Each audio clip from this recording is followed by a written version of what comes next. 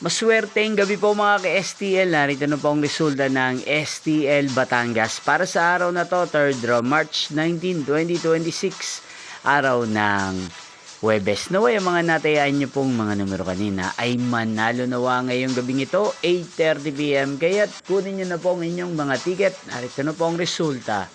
Ang mga numerong nanalo sa STL Batangas ngayong gabing ito, March 19, 2026. 8:30 PM. Third draw result 14 at 7 in exact order.